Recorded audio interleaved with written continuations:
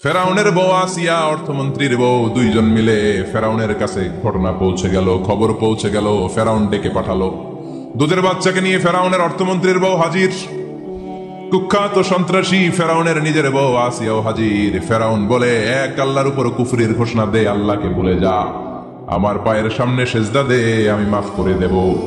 আসিয়ার এক কথা, জীবন যাবে কিন্তু ঈমান যাবে। ফেরাউনের অর্থমন্ত্রীর স্ত্রীরও এক কথা, যে আল্লাহর কাছে আমরা মাথা নত করেছি, পৃথিবীর কোন শক্তির কাছে ওই মাথার নত হতে পারে না। ফেরাউন বলল, তাই নাকি? দেখি তোদের ঈমানের পাওয়ার কত বড়। অর্ডার করলো, বিশাল বড় পাতিল নিয়ে আসো, কড়াই নিয়ে আসো, কড়াই ভর্তি তেল গরম করতে শুরু করো। টকবক টকবক করে কড়াইয়ের মধ্যে গরম তেল। ফেরাউন বলে, ও অর্থমন্ত্রীর স্ত্রী, তোমারে অনেক ভালো জানতাম, এখনই আমার পায়ের সামনে সেজদায় লুটিয়ে পড়ো, আল্লাহরে সারো, আমি তোরে ছেড়ে দেব। অর্থমন্ত্রীর বউ বলে, এত সোজা না। সুবহানাল্লাহ বলে।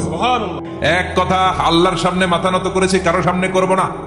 ফেরাউন অর্ডার দিল, এই মহিলার দুধের বাচ্চাটারে টান দিয়ে আন, টকবক তেলের মধ্যে, কড়াইয়ের মধ্যে গরম তেলের মধ্যে ছেড়ে দে। মায়ের চোখের সামনে দুধের বাচ্চাকে গরম তেলের মধ্যে ছাড়ে। হিসাবটা কি সহজ নাকি? কথা বলেন। চিৎকার দিয়ে মা কেঁদে ওঠে, ছেড়ে দাও। ফেরাউনের নির্দয় অন্তরে দয়া হয় না। দুধের বাচ্চাটারে তেলের মধ্যে ছেড়ে দেওয়ার পরে মুহূর্তের মধ্যে ছেলেটা রোস্ট হয়ে যায়। কিন্তু ছেলেটা হাত উঁচু করে ডেকে বলে, মা ভয় পেও না, তোমরা দেখো টকবগে কড়াইয়ের ভেতরে তেল, আসলে মা এটা আগুন না, এটা জান্নাতের বাগান। ও মা, ফেরাউনের দিকে তাকাস না রে মা, আমার মতো দৌড় দিয়ে তেলের মধ্যে ঝাঁপ দে। আল্লাহু আকবার। ফেরাউনের অর্থমন্ত্রীর বউয়ের ঈমান দ্বিগুণ হয়ে যায়, 3 গুণ হয়ে যায়। সে বলে, ফেরাউন, গোটা পৃথিবীটারে এক পাশে করতে পারবি, কিন্তু আমার মাথাটা তোর পায়ের সামনে নোয়াতে পারবি? ফেরাউনের অর্থমন্ত্রীর ওই স্ত্রীকে বাচ্চার পরে ওই তেলের মধ্যে ঢেলে দেওয়া হলো। ওই মহিলাটাও রোস্ট হয়ে যায়। বাকি রইল ফেরাউনের বউ আসিয়া। কি নাম?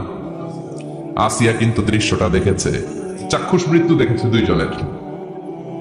ফেরাউন বলে, আসিয়া, কত অন্তরঙ্গ সম্পর্ক আমাদের, আজীবন কত ভালোবাসা ছিল, কত খুনসুটি ছিল, কিন্তু আমার পায়ের মধ্যে সেজদা দিয়ে প্রমাণ কর তুই আমারে ভালোবাসিস। আসিয়ারও একই কথা, জীবন দিব কিন্তু ঈমান দিব না। ফেরাউন বলল, তোকেও আমি ছাড়বো না, তোকে আমি উলঙ্গ করব। হাজার হাজার মানুষের সামনে আসিয়ার কাপড় টেনে নেওয়া হলো, তক্তার মধ্যে শুইয়ে তক্তার মধ্যে হাতে পায়ে পেরেক মারা হলো। হাতের এই পাশ দিয়ে পেরেক ঢুকে ওই পাশ দিয়ে বেরোয়, তক্তার এ পাশ দিয়ে ঢুকে ও পাশ দিয়ে বেরোয়, ফিনকি দিয়ে রক্ত বের করে। আসিয়া সহ্য করতে না পেরে ডেকে বলে, আল্লাহ, ফেরাউন থেকে তুমি আমারে বাঁচাও। এই দোয়াটা সূরাতুত তাহরিমে আল্লাহ সরাসরি কোট করেছেন, রব্বিবনিলি ইনদাকা বাইতান ফিল জান্নাহ।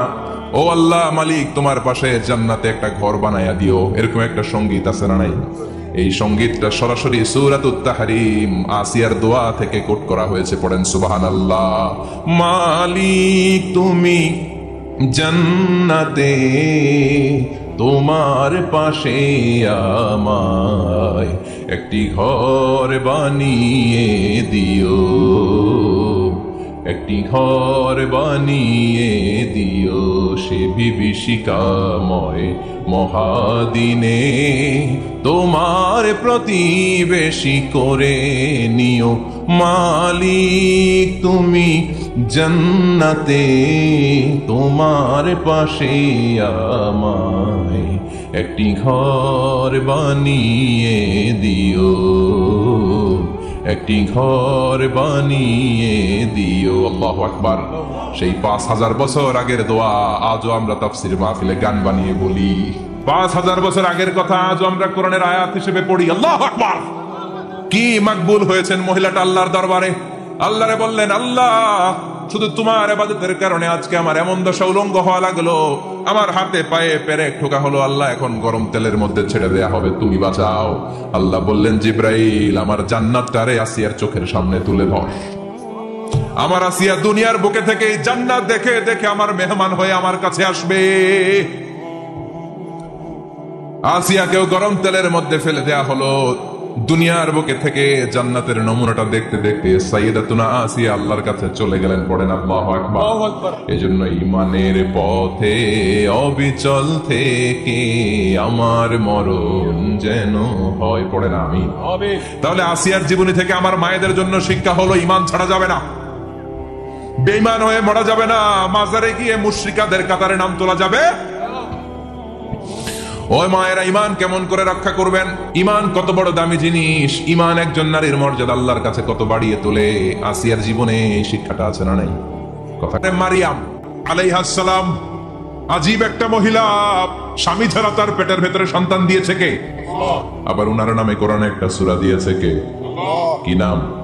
সূরাতু মারইয়াম, কাফ হা ইয়া আইন সাদ, যিকরু রাহমাতি রাব্বিকা আবদাহু যাকারিয়া। আল্লাহু আকবার। কি সুন্দর সূরা, কি অন্তমিল, কি চমৎকার ঘটনার বর্ণনা। উনার নামেও সূরা, উনার ফ্যামিলির নামেও সূরা। উনার আব্বার নাম ইমরান, মায়ের নাম হান্না বিনতে ফাখুজ। উনাদের ফ্যামিলিটা আল্লাহর কাছে এত প্রিয়, আল্লাহর একটা সূরা দিলেন ইমরানের পরিবারের সূরা। গণ সুবহানাল্লাহ। কোরআনের 3 নাম্বার সূরা, সূরাতু আলে ইমরান। কি নাম? মরিয়ম। আবার কোরআনে আল্লাহ ওনাকে বলেছেন সিদ্দিকা, মানে সত্যবাদী নারী। আবার আল্লাহ বলেছেন ওয়ালাইসা যাকারু কাল উনসা, এটা এমন মেয়ে কোন পুরুষ এই মেয়ের মতো হতে পারে? ওনার মা হান্না বললেন, আল্লাহ আমার পেটে ছেলে না মেয়ে আমি জানি না। যখন মারিয়াম পেটে, আল্লাহ ছেলে হোক মেয়ে হোক বাইতুল মুকাদ্দাসের খাদেম হিসেবে তুমি কবুল করে নাও। আমার পেটে যা আছে তোমার জন্য মানত করে দিলাম। কিন্তু ভূমিষ্ঠ করার পরে দেখে মাইয়া, ভূমিষ্ঠ করার পরে দেখে কি? মেয়ে। ভাবছিল ছেলে, ছেলে হইলে খাদেম হবে, এখন মেয়ে। আল্লাহ বলে চিন্তা করো না, সাধারণ মেয়ে না। ওয়ালাইসা যাকারু কাল উনসা, এটা এমন মেয়ে কোন ছেলেরাও এই মেয়ের মতো হতে পারে। এই মেয়েকে দিয়ে দেওয়া হলো Baitul Maqdas, one of the major 3 mosques in Islam. ইসলামের সর্বশ্রেষ্ঠ 3টা মসজিদের একটা। এই বাইতুল মুকাদ্দাসের খাদেমা ছিল উনি। মসজিদ ক্লিন করতো আর ইবাদত করতো, ইবাদতে মশগুল হয়ে থাকতো, পাগল পাড়া হয়ে থাকতো, চক্ষু বন্ধ করে আল্লাহর কথা স্মরণ করত। মর্যাদা আল্লাহ এত বাড়িয়ে দিলেন, আনসিজনাল যত জান্নাতি ফল সব সামনে এসে হাজির হয়ে যেত। ওনার খালু জাকারিয়া এসে বলতেন আন্না লাকে হাদা, ও মারিয়াম এই ফল তো এই সিজনে ফিলিস্তিনে নাই, পাইলা কই? তিনি বলতেন হুয়া মিন ইনদিল্লাহ, রব্বুল আলামিন জান্নাত থেকে ফলের ব্যবস্থা করেছে। কোরআন সাক্ষী, আন্না লাকে হাদা, কোত্থেকে এই ফ্রুট পাইলা? আনসিজনাল, এটা তো এখানে নাই। উনি বললেন হুয়া মিন ইনদিল্লাহ, ইন্নাল্লাহ ইয়ারযুকু মান ইয়াশাউ বিগাইরি হিসাব। আল্লাহ এরকম যারে চায় বিগাইরি হিসাব রিজিক দিয়ে থাকে। সুবহানাল্লাহ বলেন। সব সময় আল্লাহর ইবাদত, সব সময় তাহাজ্জুদ, সব সময় জিকির করতেন লা ইলাহা ইল্লাল্লাহু মুহাম্মাদুর রাসূলুল্লাহ। ওনার পুরো জীবনের কোন মুহূর্ত আল্লাহর জিকির থেকে খালি যায় নাই, সব সময় ইবাদতে মশগুল, সব সময় কি? তার মানে মারিয়ামের জীবনী থেকে আমাদের শিক্ষা, আমার মায়েরা বোনেরা ইবাদতে মশগুল থাকতে হবে। কিন্তু দুর্ভাগ্যজনক হলেও সত্যি, আমার বোনেরা জি বাংলা নিয়ে মশগুল থাকে। ওনারা মশগুল থাকে ঠিকই, তবে ইবাদত নিয়ে না। কি নিয়ে? কথা কন। জি বাংলা কি এখনো দেশে চলে? স্টার জলসা এগুলো চলে, কিরণমালা এই সিরিয়ালগুলো চলে। নতুন সিরিয়াল আসছে, নাম কত কয়েকটা, ওয়াজ মাহফিলে বলা লাগবে আমাদের। কি নাম, কি চলে এখন জানো না তুমি? সর্বনাশ, পাগলের মতো মহিলাগুলো বসে থাকে, রাতে দেখতে না পারলে সকালে কাজা কাফার আদায় করে। আছে না নাই? কাজা আদায় করে ফেলে সকালে। খবরদার, জি বাংলা, স্টার জলসা, হিন্দি মুভি নিয়ে মশগুল থাকা যাবে না আমার বোনেরা। আপনিই পারেন আপনার ফ্যামিলিটারে জান্নাতি ফ্যামিলি বানাতে, আপনিই পারেন পরিবারটারে শান্তিময় করতে। নারী ভালো তো পরিবার ভালো।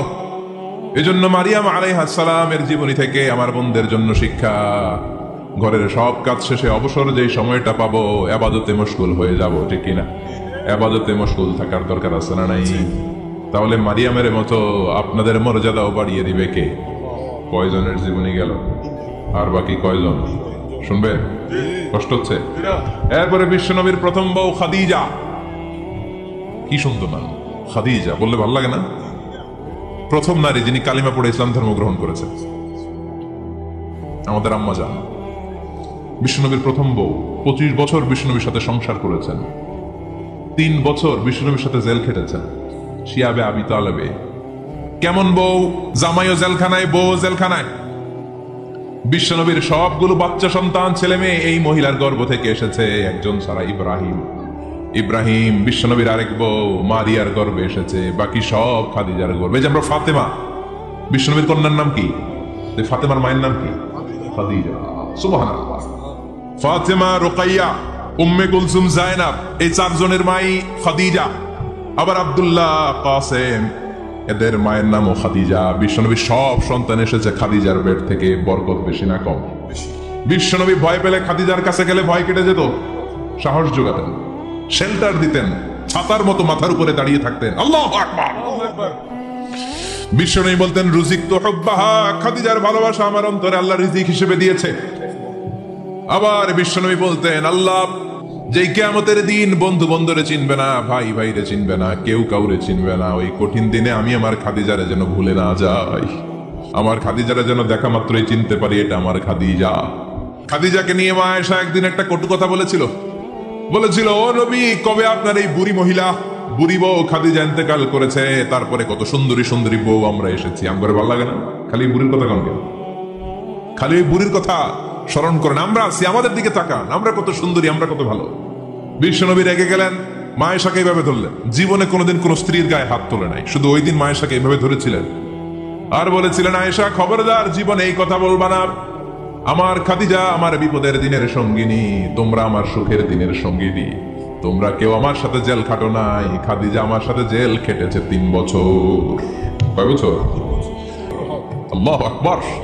কি মহিলা ছিল! বিশ্বনবীকে সবসময় আগলে রেখেছে, শেল্টার দিয়েছে, প্রতিভক্ত ছিল। খাবার নিয়ে বিশ্বনবীর জন্য এদিক সেদিক যেতেন, বিশ্বনবী না আসলে খেতেন না। বিশ্বনবীকে কলিজার চাইতো বেশি ভালোবাসতো, পতি যা বলবে তাই শুনতো। ও মায়েরা, খাদিজাতুল কুবরার জীবনী থেকে আপনাদের জন্য শিক্ষা হলো প্রতিভক্তি। কি ভক্তি? এখন প্রতিভক্তি নাই, আমরা করি নারী ভক্তি। এখন নারী নির্যাতন কমে গেছে বাংলাদেশে, বেড়ে গেছে পুরুষ নির্যাতন। কথা কম। এখন আমরা ভক্তি করা লাগে, আমরা ভক্তি না করলে ঘরে খাওয়ান নাই, এরকম ঝামেলা আছে না নাই? আসসালামু আলাইকুম। ইসলামিক টিভি 29 নতুন ভিডিও পেতে অবশ্যই সাবস্ক্রাইব করবেন। ধন্যবাদ। বলেন, আপনাদের নাগাইশের মহিলারা অনেক ভদ্র, নাগাইশের মহিলারা নিশ্চয়ই পতিকে অনেক ভক্তি করে। মায়েরা, বোনেরা, আপনার স্বামী যদি আপনার উপর নাখোশ থাকে, আপনার এবাদত আপনাকে বাঁচাতে পারবে না। বিশ্বনবী ফাতেমাকে বললেন, ফাতেমা তুমি বিশ্বনবীর মেয়ে হতে পারো, কিন্তু আলী যদি তোমার উপর নাখোশ থাকে তোমার সব শেষ, সব শেষ।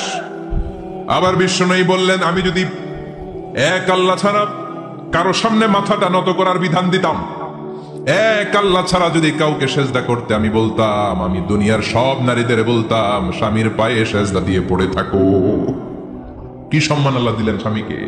আপনার জান্নাত আপনার স্বামীর ভেতরেই। স্বামীকে সন্তুষ্ট করেন, স্বামীর আনুগত্য করেন, দেখবেন ফ্যামিলিটা সুন্দর হবে। আর স্বামীরা স্ত্রীদেরকে ভালোবাসেন, স্ত্রীদেরকে ভালোবাসার গল্প শোনাবেন, দামি দামি শাড়ি কিনে দিবেন, স্ত্রীর সাথে প্রেম নিবেদন করেন, ভালোবাসা নিবেদন করেন, সংসারটারে শান্তিপূর্ণ করে দিবে কে? তার মানে খাদিজাতুল কুবরার জীবনী থেকে শিক্ষা কি? ভুলে গেছি। কি শিক্ষা? প্রতিভক্তি। কি ভক্তি? স্বামীকে ভক্তি করা লাগবে, তা না হলে জান্নাত নাই। এরপরে বিশ্বনবীর একমাত্র কুমারী বউ নাম কি? আয়েশা। বিশ্বনবী বললেন, উরিতুকি ফিল মানামি সালাসা লায়াল। আয়েশা, বিয়ের আগে তোরে কিন্তু আমি 3 বার স্বপ্নে দেখছিলাম। সুবহানাল্লাহ কইবেন না? বড্ড খুশি হয়ে গেলেন আয়েশা। এরপরে বললেন, 3 বার স্বপ্ন দেখার পরে তোমার ব্যাপারে মনের মধ্যে কেমন কেমন যেন ভালো লাগে। তারপরে একটা ছোট্ট কাগজের মধ্যে, জান্নাতি কাগজ, রেশমি কাপড়ের মধ্যে তোমার চেহারাটা এনে জিব্রাইল বললেন, দেখেন নবী কেমন লাগে? আমি কইলাম, ভালো লাগে। কার মেয়ে? আপনার বন্ধু আবু বকরের মেয়ে, বিয়ে করবেন নাকি? বিশ্বনবী বললেন, ও জিব্রাইল, তুমি যদি ঘটক হও, আল্লাহ যদি হয় কাজী, আমি মুহাম্মদ বিয়েতে রাজি। সুবহানাল্লাহ পড়েন। বিয়ে হয়ে গেল, কিন্তু ঘরে দামি ফার্নিচার নাই, টাকা পয়সাও তেমন নাই, কিন্তু আছে খালি সুখ। আছে কি? যেটা টাকা দিয়ে কিনা যায়। টাকা দিয়ে বাড়ি কিনা যায়, গাড়ি কিনা যায়, সুখ কিনা যায় নাকি?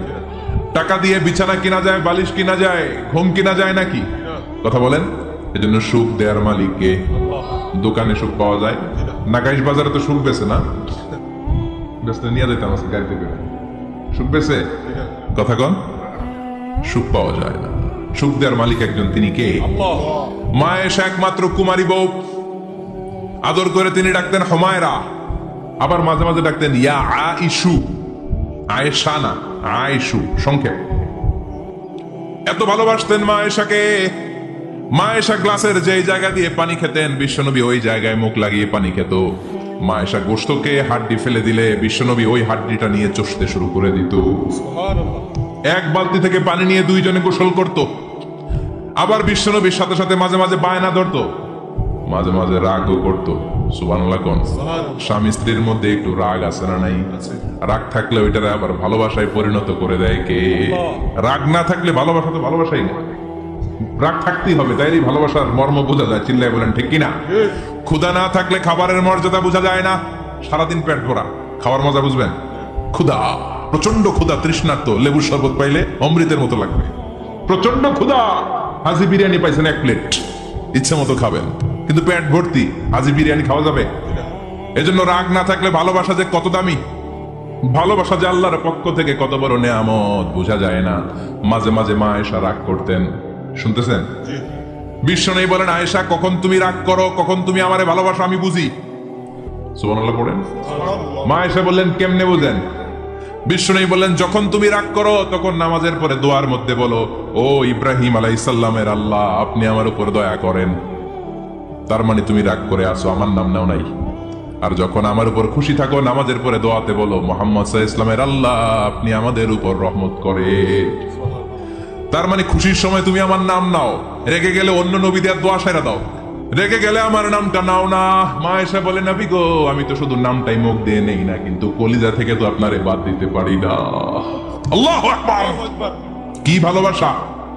মা এসে বলতেন, আমি যখন বিশ্বনবীর সাথে শীতের রাতে এক ল্যাপের নিচে ঘুমাতাম তখনও জিব্রাইল ওহী নাযিল করত। সুবহানাল্লাহ নাই? কোন স্ত্রীর সাথে অন্তরঙ্গ বসবাসের সময় কোরআনের ওহী নাযিল হতো না, একমাত্র মা আয়েশার সাথে যখন এক বিছানার এক ল্যাপের নিচে দুইজন শুয়ে আছে কোরআনের আয়াত নাযিল করছে কে? আবার মা আয়েশা বলতেন, আমার কারণে ও মুসলিম উম্মাহ তোমরা তায়াম্মুমের বিধান পেয়েছো, ফাতায়াম্মামু সাঈদান তাইয়্যিবা। মা আয়েশা একটা যুদ্ধে গিয়েছিলেন, যুদ্ধ থেকে ফেরার পথে মা আয়েশার গলার লকেট নাই। মাঝে মাঝে হয় না, মহিলা গলার লকেট পায় না, পুরা বাড়ি আগুন করে ফেলাইছে, লকেট নাই, লয়ে গেল রে, নিয়ে গেল রে, হারাইলাম রে। মা আয়েশার লকেট নাই। লকেট হারানোর পরে মা আয়েশা কান্নাকাটি। বিশ্বনবী বললেন, থামো। অনেকক্ষণ থামার পরে লকেট খুঁজে পায় না, সবাই খোঁজাখুঁজি, লকেট কই, লকেট কই, লকেট খুঁজে পায় না। ওদিক দিয়ে মাগরিবের নামাজের সময়ও শেষ, নামাজের সময় শেষ। আর যেই জায়গায় লকেট খোঁজার জন্য থামা হয়েছে ওই জায়গায় আবার পানি নাই, পানি সামনে, পানির দিকেও যেতে পারে না, লকেটও খুঁজে পায় না, নামাজও পড়া যায় না। সব সাহাবীরা মিছিল শুরু করছে, আবু বকর রে ধর, ধর ধর, আবু বকর রে ধর। আবু বকরের মেয়ের কারণে নামাজ আমাদের চলে যাচ্ছে। সাইয়েদনা আবু বকর ঘটনা বেসামাল দেখে আয়েশার কাছে গেল, যে দেখে বিশ্বনবী মা আয়েশার কোলের মধ্যে, ল্যাপের মধ্যে মাথা দিয়ে শুয়ে আছে। রাগের চোটে বুখারীর বর্ণনা, আঙ্গুল নিয়ে মা আয়েশার পেটের মধ্যে দিল এক খোসা। লকেট হারাইলি কেন? ক তোর জন্য বাইরে মিছিল চলে, তোর জন্য বাইরে সব সাহাবারা বলে নামাজ পড়তে হবে, সময় নাই। ও আবু বকর, আপনার মেয়ের কারণে এই কাণ্ড। খসরা মানে কুমর। আবু বকর মা আয়েশার খসরাতে এত জোরে গুতা মেরেছেন, মা আয়েশা বললেন, এই গুতার কারণে আমি অনেক দূরে চলে যাওয়ার কথা ছিল ব্যথার চোটে, কিন্তু যাই নাই, কারণ কোলে কে? কোলের মধ্যে বিশ্বনবীর মাথা, নড়ে গেলে বিশ্বনবীর ঘুম ভেঙে যাবে, ব্যথাটা হজম করেছি, নড়ি নাই। আল্লাহ তখন আয়াত নাজিল করলেন, ফালাম তাজিদু মাআন ফাতায়াম্মামু সাঈদান তাইয়্যিবা। ও সাহাবারা, মিছিল বন্ধ করো। কোন নারীর বিরুদ্ধে মিছিল করো? এই নারীর সাথে তো বিয়ে আমি সরাসরি বিশ্বনবীর দিয়েছি। যাও, ওজুর জন্য টেনশনে ছিল, টেনশনের দরকার নাই। আয়েশার কারণে আজকে নতুন করে একটা বিধান দিলাম, আজ থেকে যদি ওজুর পানি না পাওয়া যায়, বালুর মধ্যে 2 হাত বাড়ি মেরে তায়াম্মুম করো, নামাজ পড়ে নাও, কবুল করে নিবে কে? এই মা আয়েশার লকেট হারানোর কারণে তায়াম্মুমের বিধান নাজিল হয়েছে। কোন সুবহানাল্লাহ। সে বলতেন, ও উম্মতেরা, জেনে রাখো যে তায়াম্মুম করো, এটা কিন্তু আমার কারণে পাইছো। সুবহানাল্লাহ কোন? আবার মা আয়েশা বলতেন, আমার কোলে মাথা রেখে বিশ্বনবী শেষ নিঃশ্বাস ত্যাগ করেছে, আবার আমার ঘরের মধ্যেই বিশ্বনবীর কবর। সুবহানাল্লাহ। বিশ্বনবীর কবরটা কিন্তু মা আয়েশার ঘরের মধ্যে। এখনো বিশ্বনবীর কবর যেই জায়গায়, এই জায়গায় মা আয়েশার ঘর ছিল। সুবহানাল্লাহ। 2210টি হাদিস বর্ণনা করেছে। কত কথা কয়? 2210টা। ফ্যামিলির হাদিস বর্ণনার জন্য মা আয়েশাকে আল্লাহ তাআলা বিশ্বনবীর ট্যাপ রেকর্ডার বানিয়ে পাঠিয়েছেন। যাই বিশ্বনবী বলতেন, ট্যাপ রেকর্ডের মতো রেকর্ড করে সব সাহাবীদের কাছে বর্ণনা করতেন। কত কবিতা উনি নিজে জানতেন, নিজেই জানে না। কত মাসালা যে জানতেন তার কোনো হিসাব নাই। ইলমুল ফারায়েজ, বাপ মরলে ছেলে মেয়ে থাকলে কে কতটুকু সম্পদ পাবে, মা আয়েশার যে এই বিধান মদিনায় কেউ জানতো না। বিশ্বনবীর ইন্তেকালের পরে সাহাবাদের মধ্যে কোনো মাসালা নিয়ে কনফিউশন হলে সব সাহাবারা আম্মা জান আয়েশার কাছে এসে সলিউশন নিয়ে যেতেন। সুবহানাল্লাহ। কোন বিশ্বনবী যা বলেছেন সব মুখস্থ রেখেছেন, সব জ্ঞানের কথা ছড়িয়ে দিয়েছেন, সব সময় পড়াশোনা করতেন। সুবহানাল্লাহ। তার মানে মা আয়েশার জীবনী থেকে আপনাদের জন্য শিক্ষা হচ্ছে জ্ঞানার্জন, জ্ঞানানুরাগী হতে হবে। কি হতে হবে? জ্ঞানানুরাগী। বুখারীর বঙ্গানুবাদ পাওয়া যায়, কোরআনের বঙ্গানুবাদ পাওয়া যায়, ইসলামিক অনেক ভালো ভালো রাইটারের বই পাওয়া যায়, ঠিক কি না? এগুলো পড়ার দরকার আছে না নাই? অনেকে বলে হুজুর আমার ছেলেটা মোবাইল ছাড়া কিছু বোঝে না। আসসালামু আলাইকুম, ইসলামিক টিভি 29 নতুন ভিডিও পেতে অবশ্যই সাবস্ক্রাইব করবেন। ধন্যবাদ। কি কয়? মোবাইল ছাড়া কিচ্ছু বোঝে না। হুজুর মোবাইল দিলে ঠান্ডা, মোবাইল নিলে কান্দে, এরকম আছে না নাই? এর কারণ হাজব্যান্ড ওয়াইফ দুইটার কাছে সবসময় মোবাইল। কথা কর, বাবার কাছেও মোবাইল, মায়ের কাছেও মোবাইল, তো ছেলে মোবাইলের জন্য কাঁদবে না তো কি করবে? বাবার হাতেও যদি বই থাকে, মায়ের হাতেও যদি বই থাকে, ছেলে মোবাইল চাবে নাকি? ছেলেও চাবে বই, ছেলে চাবে কি? কথা বুঝতে পেরেছেন? এজন্য জ্ঞান অনুরাগী হতে হবে মা আয়েশার মতো। মা আয়েশা 2210টা হাদিস মুখস্থ করেছে, আপনি কয়টা করছেন? উনি পারলে আপনি পারবেন না কেন? মায়েরা শুনতেছেন তো? আশা করি আপনারা শুনতেছেন। তাহলে মা আয়েশার জীবনী থেকে আমরা শিক্ষা পেলাম জ্ঞান চর্চা করতে হবে। সর্বশেষ কোন নারী? কথা কন। ফাতিমা রাদিয়াল্লাহু তাআলা আনহা, বিশ্বনবীর কলিজার টুকরা, চাচাতো ভাই আলীর সাথে বিয়ে হলো। আলী যখন প্রস্তাব দিল ফাতেমার কাছে, যে বলে ও ফাতেমা রাজি আছো কিনা? চুপচাপ, কথা কয় না। বিশ্বনবী বুঝলেন রাজি, দুইজনকে বিয়ে পড়িয়ে দিলেন। বিয়ে পড়িয়ে দুইজনকে দাঁড় করিয়ে দিয়ে বিশ্বনবী অজু করলেন। অজু করার পরে সামান্য কিছু অজুর পানি ছিল, আলীর মাথার মধ্যে ছিটিয়ে দিলেন, বরকতের পানি। সুবহানাল্লাহ কইবেন না? অজু করে সাইয়েদনা আলীর মাথার মধ্যে ছিটিয়ে দিলেন আর দোয়া করে দিলেন, বারাকাল্লাহু লাকুমা ওয়া বারাকা আলাইকুমা ওয়া জামাআ বাইনাকুমা ফি খাইর। আল্লাহ তোমাদের দুইজনকে বরকত দিয়ে দাম্পত্য জীবন শুরু করার তৌফিক দান করুক। আবার দোয়া করলেন, আল্লাহুম্মা বারিক লাহুমা ফি বিনাইহিমা, ওদের সম্পর্কে বরকত দেন। ওয়া নাসালিহিমা, শিবলিহিমা, ওদের গর্ভে যে সন্তান আসবে এগুলোর শ্রেষ্ঠ সন্তান বানান। 1 বছরের ব্যবধানে ঘরটাকে আলোকিত করে প্রথম সন্তানের জন্ম হাসান। সুবহানাল্লাহ। হাসান রে বিশ্বনবী এত আদর করেছেন, বিশ্বনবীর কাছ থেকে এত আদর কেউ কোনোদিন পায় নাই। হাসান রে বিশ্বনবী ডাকতেন লুকা। বুখারীর বর্ণনা, শব্দটা কি? লুকা মানে পিচ্ছি। ছোট বাচ্চাদেরকে আপনারা কি কন? আরে পিচ্ছি তো আমি কইছি, আপনারা কি কন? নাগাইছে কি বলেন? বাচ্চা বলেন, বাবু বলেন, আর কিছু কি বলেন? আর কিছু নাই। তাহলে যে বাবু পিচ্ছি, হ্যাঁ, এই বাবু পিচ্ছি আরবি হচ্ছে লুকা। বিশ্বনবী ফাতেমার ঘরে এসে বলতেন, আইনা লুকা, পিচ্ছিটা কই রে? আমার হাসান কই, আমার নানা ভাই কই? আর বিশ্বনবীর আওয়াজ শুনলে হাসান এসে বিশ্বনবীর কাঁধে, আল্লাহু আকবার, আল্লাহু আকবার। বিশ্বনবী বলতেন, ফাতেমা আমার কলিজার টুকরা, যে ফাতেমারে কষ্ট দেয় সে আমারে কষ্ট দেয়, ফাতেমারে আনন্দ দেয় মানে আমি বিশ্বনবীরে আনন্দ দেয়। এই ফাতেমা সবসময় পর্দায় থাকতেন, দিনের বেলা বেরোতেন না, সারা দিনে টয়লেট করতেন একবার, সেটাও করতেন রাত্রে, যাতে দিনের বেলা কেউ তারে না দেখে। কি ব্যালেন্স লাইফ, কি ব্যালেন্স লাইফ! রাতে একবার টয়লেটে যাওয়া মানে কি? সারাদিন খাওয়া দাওয়া এরকম ব্যালেন্স করে করতেন। কেউ দেখতে পারে নাই ওনারে কেমন ছিল, কেউই জানতো না। এমন ভাবে চলাফেরা করতো, কোনো পুরুষদের সামনে দিয়ে কখনো যেতেন না। এই জন্য ইন্তেকালের আগে আলীকে বললেন, আলী, বিশ্বনবীর ওসিয়ত অনুযায়ী কিছুদিন পরে আমি আমার বাবার সাথে সাক্ষাৎ করব। ইন্তেকালের সময় বেশি লোক আমার জানাজাতে আসার দরকার নাই, নিজেরা দোয়া করে দিলে চলবে। আর আমার জানাজার খাটিয়ার উপর দিয়ে বিশাল একটা বোরকা দিয়ে দিও। এটার আরবিতে বলে নাউশ। কি বলে? এই প্রথম কোন নারী তার খাটিয়ার উপরে নাউশ ব্যবহার করেছে, জন্য এটাকে বলে সুন্নাতু ফাতিমা, ফাতেমার সুন্নাত। সাইয়েদাতুনা ফাতেমার আগে কেউ জানাজার খাটিয়াতে নাউশ ব্যবহার করে নাই। আল্লাহু আকবার। আলীকে বলে গেলেন, আলী, অল্প কয়েকজন পুরুষ নিয়ে জানাজা দিও, বেশি মানুষের কাছে আমার নিও না। দুনিয়ার বুকে আমি লুকিয়ে লুকিয়ে চলতাম, মরার পরে লুকিয়ে লুকিয়ে আল্লাহর কাছে চলে যেতে চাই, পুরুষদের সামনে আমার নিও না। ও মা, এই ফাতেমার জীবনী থেকে আপনার জন্য শিক্ষা হলো পর্দা। সব সময় এই পর্দাটা দেহে থাকার দরকার আছে না নাই? রাজি আছেন তো? তাহলে এই 6 জন নারীর জীবনে যদি আমার মায়েরা পরে, আমার মায়েরা বোঝে, ওই মায়েরা বিপদগামী হতে পারে নাকি? হতে পারে। তাহলে 6 জনের আবার রিভাইজ করে চলেন। প্রথমে বললাম কার কথা? হাজারের জীবনী থেকে শিক্ষা কি? খাইয়া ফেলাইছি। শিক্ষা কি? আল্লাহর উপর তাওয়াক্কুল। 2 নম্বরে বললাম কার কথা? আসিয়ার কথা। আসিয়ার জীবনী থেকে শিক্ষা হলো ইমানের পথে অবিচল থাকতে হবে, ঠিক কিনা? তারপরে মারিয়ামের জীবনী থেকে শিক্ষা হলো সব সময় ইবাদতে মশগুল। খাদিজার জীবনী থেকে শিক্ষা হলো প্রতিভক্তি, স্বামীর প্রতি আনুগত্য। মা আয়েশার জীবনী থেকে শিক্ষা হলো জ্ঞান অর্জন করতে হবে কার খুশির জন্য। আর ফাতিমার জীবনী থেকে শিক্ষা হলো সব সময় পর্দা গায়ের মধ্যে থাকার দরকার আছে না নাই? মানতে রাজি আছেন? এই 6 জনের জীবনী গ্রন্থ কিনা যাবে না? কিন্তু রাজি আছেন তো? কথা কয় না সবাই রাজি? নারীদের জন্য জান্নাতে যাওয়া সহজ, a very easy way.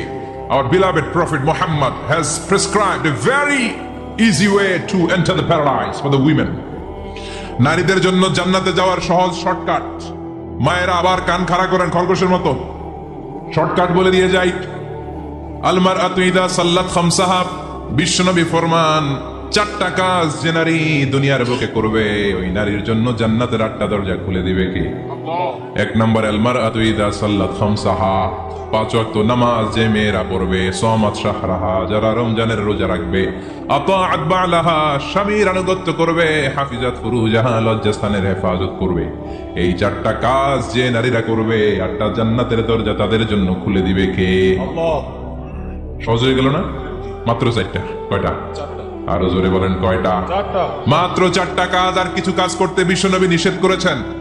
জামার উপর দিয়ে পারফিউম মেখে যেতে নিষেধ করেছেন মুহাম্মদ সাল্লাল্লাহু আইয়ুমা ইমরাআতিন ইস্তাআতারাত, যেই মহিলারা পারফিউম মেখে বের হলো পুরুষদের দৃষ্টি আকর্ষণের জন্য, কিয়ামতের দিন জিনাকারিনীদের কাতারে ওদেরকে দাঁড় করাবে কে? অনেক মহিলারা আছে ঝাঁঝালো পারফিউম দেয়, আছে না? টেম্পুর মধ্যে বসাই যায় না, না? সিএনজিতে বসছেন, এদিকে বসছে খালাম্মায়, হায় হায় পুরা সিএনজি আমোদ করে ফেলাইছে, এত ঘ্রাণ, ঝাঁঝালো গন্ধ। জানিয়া নিষেধ করেছেন। পরচুলা লাগাতে নিষেধ করেছেন। পরচুলা চিনেন? আলগা চুল, এই আলগা চুল লাগানো নিষেধ। পুরুষদের জন্য নিষেধ, নারীদের জন্য নিষেধ। আসসালামু আলাইকুম। ইসলামিক টিভি 29 নতুন ভিডিও পেতে অবশ্যই সাবস্ক্রাইব করবেন। ধন্যবাদ। আবার অনেক নারীরা পরচুলা লাগায়, মায়েরা নিষেধ। ব্রু প্লাক নিষেধ করেছেন মুহাম্মদ সাল্লাল্লাহু। আবার ইসলাম একটা ড্রেস কোড দিয়েছে, 4টা নিয়ম মেনে যদি নারীরা ড্রেস পরে যে কোনো ড্রেস পরতে পারবে, কবুল করে নেবে কে? মায়েরা খেয়াল করে শুনেন, আপনাদের ড্রেস কেমন হবে? নাম্বার 1, আপনার পুরো দেহটা ঢাকা থাকতে হবে। যে ড্রেস পরবেন you should cover your whole body. শুধু হাতের এই 2 কবজি আর চেহারা খোলা রাখতে পারবেন, তবে চেহারা ঢেকে রাখা উত্তম। একজন মহিলা বোরকা পরছে কিন্তু চেহারা খোলা, তার হেজাব হয় নাই, পর্দা হয় নাই, এটা বলা যাবে? কিন্তু উত্তম হচ্ছে চেহারা ঢেকে রাখা, কারণ চেহারা সৌন্দর্যের রাজধানী। Face is the capital of beauty, ঠিক কিনা? চেহারা দেখলাম তো সব বোঝা গেল, ঠিক কিনা? কেমন মাধুর্যতা আছে, দেখতে কেমন সুন্দরী কিনা সব বোঝা যায়। এজন্য চেহারাটাও ঢেকে রাখবেন, চোখটা খোলা রাখবেন। বিশ্বনবীর স্ত্রী উম্মে সালামা বলে, দেখার জন্য আমার 2 চোখের দরকার নাই, লাগবে 1 চোখ। উনি আরেক চোখের মধ্যে আরেক কাপড় দিয়ে রাখতেন, এমনি তাকাইতেন। সাহাবারা বলতেন উনারে দেখলে আমরা দিতাম দৌড়, ভয় লাগতো। চোখ একটা দেখা যায় আর একটা খোলা, উনারে দেখে আমরা এদিক সেদিক পালিয়ে যেতাম। আবার অনেক মহিলারা পা ঢাকে না, পা কিন্তু পর্দার অন্তর্ভুক্ত। সব সময় মেয়েরা পা মোজা পরে বেরোতে হবে, পা দেখানো যাবে না। হাদিসে এসেছে শুধু হাত এতটুকু, পা কিন্তু পর্দার অন্তর্ভুক্ত। উম্মে সালামা বললেন, ইয়া রাসূলুল্লাহ, আমরা তো হাঁটতে গেলে অনেক সময় পা দেখা যায়। বিষ্ণু বললেন, তাই? তাহলে 1 বিঘত নিচ দিয়ে কাপড় বাড়াও। উম্মে সালামা বললেন, জোরে হাঁটলে তো তারপরও দেখা যাবে। বিষ্ণু বললেন, 1 হাত বাড়াও, ধুলাবালি সহ টানবা, তারপরও পায়ের 1 ইঞ্চি দেখানো যাবে। তাহলে আসসালামু আলাইকুম। ইসলামিক টিভি 29 নতুন ভিডিও পেতে অবশ্যই সাবস্ক্রাইব করবেন। ধন্যবাদ। আসসালামু আলাইকুম। ইসলামিক টিভি 29 নতুন ভিডিও পেতে অবশ্যই সাবস্ক্রাইব করবেন।